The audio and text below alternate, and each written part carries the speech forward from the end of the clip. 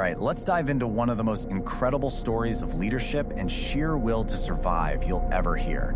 It's the story of the Endurance Expedition. It started out as this grand, ambitious dream, but it turned into an absolutely brutal fight for life.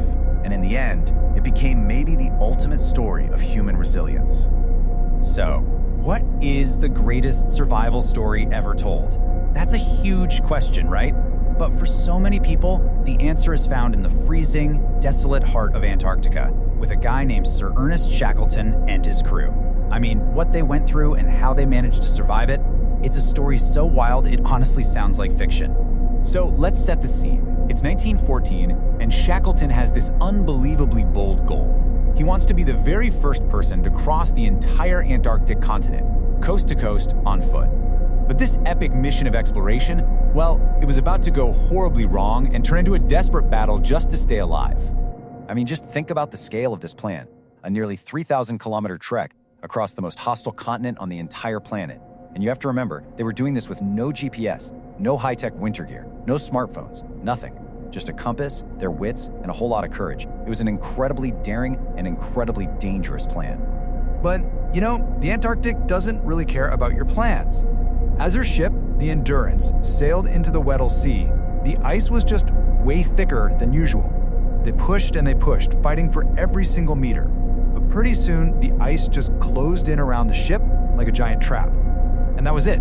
They came to a dead stop, completely frozen in place. And this wasn't some quick problem. They weren't just stuck for a day or a week. No, for 9 long, agonizing months, the crew were prisoners on their own ship. They just had to sit there and watch as the incredible pressure of the ice slowly, violently began to crush the life out of the Endurance. This is where Shackleton really stepped up, though. He kept the men's morale up with routines to fight off the crushing despair of their situation. And just like that, the mission was over. The dream of crossing Antarctica was dead, crushed along with their ship, their only connection to the outside world. The new mission? Well, that was brutally simple. Get home alive. Can you even imagine? You're forced to leave your only shelter, your home, for the past year and step out onto this vast, frozen, drifting wasteland. That temperature, minus 8.5 Celsius. That's a cold that just gets into your bones. That was the grim reality for these men as they watched the Endurance, their last link to civilization, get swallowed by the ice. Wow. This quote from one of the crewmen, it just says everything, doesn't it? It perfectly captures that feeling of absolute crushing despair. They were hundreds and hundreds of kilometers from anywhere, with no radio, no way to call for help, and it felt like no hope at all. So this is where the next chapter of their nightmare begins.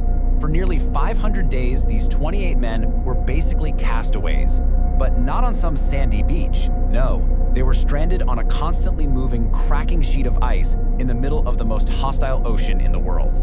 What they went through was just a series of desperate gambles.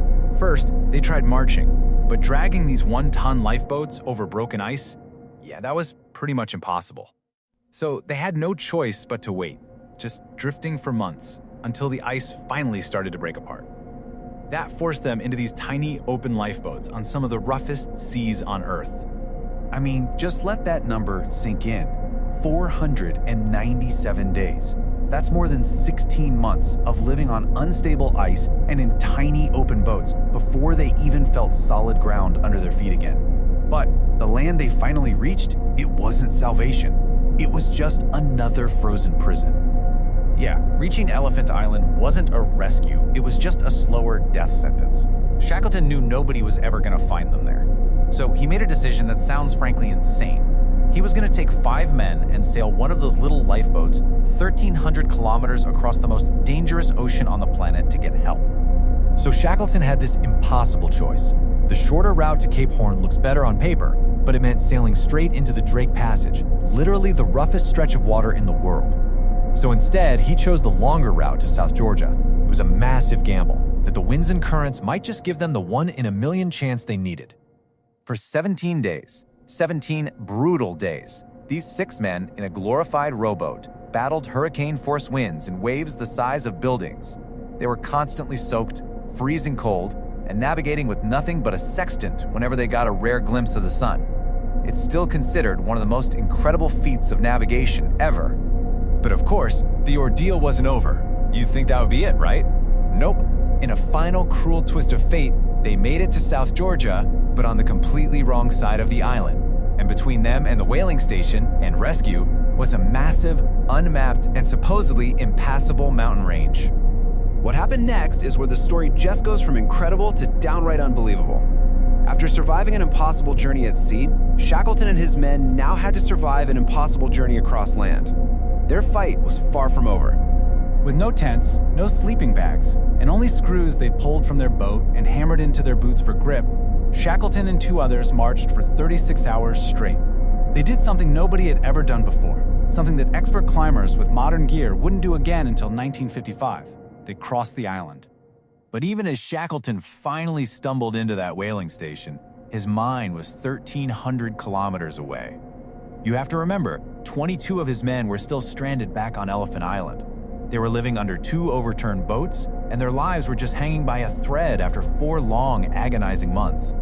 Shackleton immediately started trying to get back to his men, but the Antarctic winter was just relentless. 3 different times he got a rescue ship, and 3 times the thick ice forced him to turn back. But he never gave up, and finally, on his 4th try, almost 2 years after they first set sail, he broke through. And this is the payoff to the whole unbelievable story. After 2 years of absolute hell, trapped, shipwrecked, stranded, starving, Shackleton finally saw his crew on the shore of Elephant Island. He shouted to them, "Are you all well?" And the answer came back.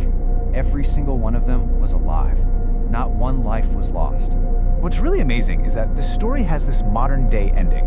In 2022, more than 100 years later, they found it. They actually found the wreck of the Endurance. It's sitting 10,000 feet down on the seafloor, almost perfectly preserved by the freezing water.